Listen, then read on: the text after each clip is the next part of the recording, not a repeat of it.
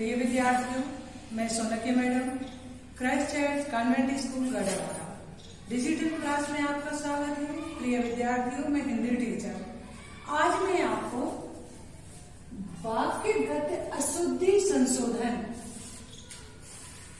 समझाने जा रही हूँ। वाक्य में कैसी अशुद्धि होती है और ये किस किस के कारण होती है, ये मैं आपको समझा रही हूँ। तो देखिए, शब्दों के क्रमबद्ध सार्थक समूह को तो वाक्य कहते हैं, ये मैंने आपको बताया है। इसलिए यह आवश्यक है कि जिस वाक्य का प्रयोग किया जाए वह शुद्ध होना चाहिए। शुद्ध वाक्य ही सही भाव व्यक्त करता है। हम दैनिक व्यवहार की भाषा में विभिन्न प्रकार की त्रुटियां कर जाते हैं, बहुत गलत बोलते हैं। इसमें अर्थ का अनर्थ हो जाता है। जैसे राम की सौभाग्यवती पुत्री का विवाह होने जा रहा है। वाक्य में सौभाग्यवती शब्द का प्रयोग अशुद्ध है। सौभाग्यवती विवाहित महिला होती है, इसलिए शुद्ध वाक्य होगा राम की सौभाग्य कांक्षणी पुत्री का विवाह होने जा रहा है। सौभाग्यवती विवाहित को बोलते हैं और कांक्षणी कुंवारी लड़की को बोलते हैं, अविवाहित को। आया आपको समझ में? तो इस तरह की अशुद्धियां कहाँ कहाँ होती हैं वो हमें समझना है। तो देखिए, वाक्य रचना में संज्ञा, सर्वनाम, क्रिया, लिंग, वचन, काल, प्रसर्ग, उपसर्ग, वर्तनी आदि का ध्यान रखना होता है। इन्हीं की त्रुटियां वाक्यों में पाई जाती हैं। अब पहली अशुद्धि होती है संज्ञा संबंधी अशुद्धियां। पहली अशुद्धि आपको बता रहे हैं संज्ञा संबंधी कैसे होती है। तो देखिए, वाक्य देखिए, मोहन आटा पिसाकर लाया है। अब देखिए, आटा, अनाज पिसता है जब ही आटा बनता है, तो ये अशुद्धि हो गई कि नहीं? मोहन आटा पिसाकर लाता है। तो आटा क्या है यहाँ पर? आटा तो जब पिसता है जब ही, तो मोहन आटा पिसाकर लाता है। मोहन आटा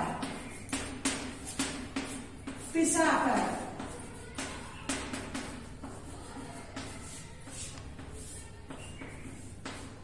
लाता है।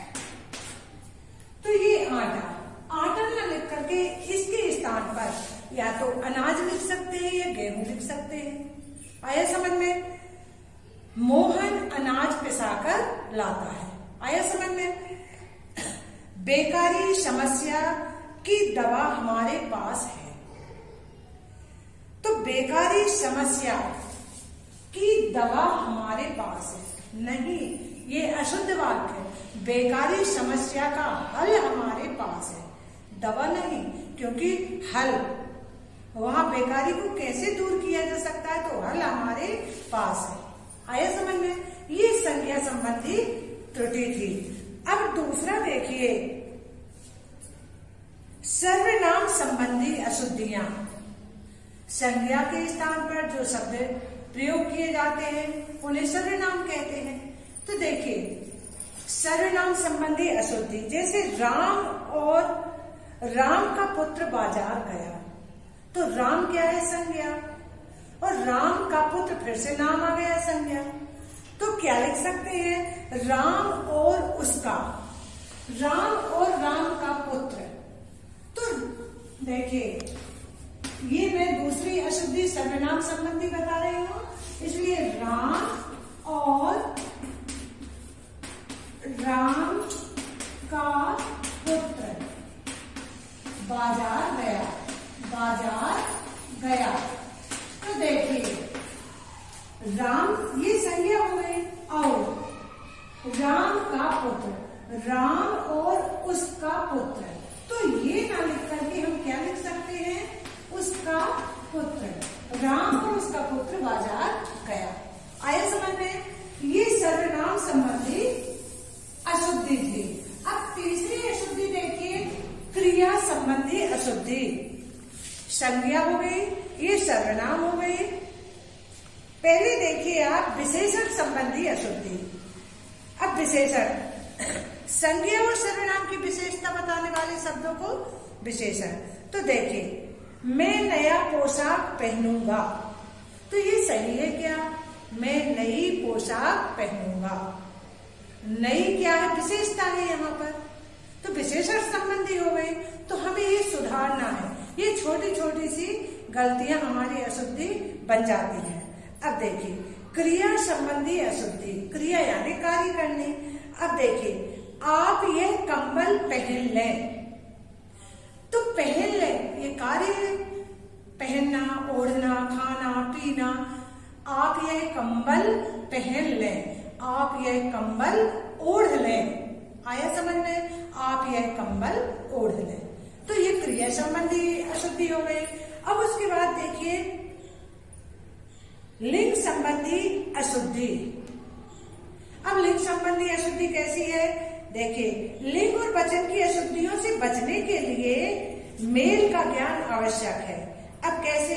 हमारी वस्तुओं का ध्यान रखना, हमारे वस्तुओं का ध्यान रखना। तो यहाँ क्या हो जाएगी? हमारी वस्तुओं का ध्यान रखना। वस्तु तो स्त्रीलिंग पुल्लिंग दोनों में आती है, इसलिए हमारी वस्तुओं का ध्यान रखना। लोग इस फूल की माला पहनते हैं। लोग इस फूल की, इस एक के लिए है, लोग इन फूलों की माला पहनते हैं। आया समझ में? तो ये लिंग संबंधी अशुद्धि है। अब देखिए, परसर्ग संबंधी अशुद्धियां यानी कारक संबंधी अशुद्धियां। देखिए, कारक चिन्ह परसर्ग कहलाते हैं। ये मैंने आपको संस्कृत में भी बताया था और हिंदी में भी बताया था। कर्ता कारक के लिए ने, कर्ता ने, कर्म कारक के लिए कर्ता ने कर्म को, करण कारक के लिए से, द्वारा, संप्रदान कारक के लिए को, के लिए, अपादान के लिए से, और संबंध के लिए काके की, रारे री, अधिकरण के लिए मैं पर सर्ग प्रयोग में आते हैं। तो देखिए, मैं कहा कि पुस्तक खरीदूंगा, तो यहाँ आएगा मैंने कहा कि मैं पुस्तक खरीदूंगा। शत्रुओं ने शहर को घेर लिया, शत्रुओं ने शहर घेर लिया। तो ये क्या है? परसर्ग संबंधी जो कारक चिन्ह है उनकी अशुद्धि यहाँ पर बताई गई है। अब देखिए आगे का, काल संबंधी अशुद्धि यानी समय संबंधी अशुद्धि। क्रिया के रूप से जिस समय का बोध होता है उसे काल कहते हैं। वाक्य रचना में काल का प्रयोग आवश्यक है। वाक्य में कर्ता, कर्म और क्रिया में से एक की प्रधानता रहती है। इसका ज्ञान वाक्य के माध्यम से होता है। वाच्य 3 प्रकार के होते हैं। वाच्य जानते हैं आप हिंदी में, कृतवाच्य, कर्मवाच्य और भाववाच्य। तो देखिए, अब वाक्य पढ़ते हैं। मंत्री ने घर गया और सोया। मंत्री घर गया और सो गया। दूसरा देखिए, देवनागरी लिपि वैज्ञानिक है। तो वैज्ञानिक है देवनागरी, देवनागरी लिपि वैज्ञानिक है और है। यहाँ पर ये अशुद्धि आई है। यहाँ तो रामराज है। अब लिखने में, यहाँ तो रामराज है, यहाँ तो राम राज है। अब देखिए, ये हमारी अशुद्धि है। राम राज्य में क्या लिखेंगे? यहाँ तो राम राज्य, आधा जा और आएगा, ये आधा जा ऐसा बनाएंगे, राज्य, ये अशुद्धि है।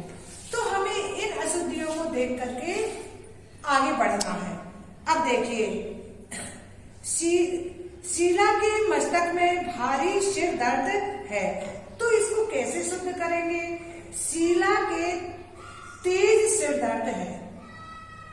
दूसरा देखिए, तुम तुम्हारे घर जाओ, तुम अपने घर जाओ। तो ये छोटी छोटी अशुद्धियां हो जाती है। तो ये 10 प्रकार की अशुद्धि बताई है जो मैंने आपको बता दी। संज्ञा, सर्वनाम, क्रिया, विशेषण, परसर्ग संबंधी, ये जितनी भी अशुद्धि थी मैंने आपको यहाँ पर बता दी ये 10 प्रकार की। देखिए, संज्ञा, सर्वनाम, क्रिया, लिंग, वचन, काल, प्रसर्ग, उपसर्ग, वर्तनी आदि का ध्यान रखते हुए हमें अशुद्धियां दूर करना है। आया समझ में बेटा? तो ये मैंने आपको बता दिया। धन्यवाद।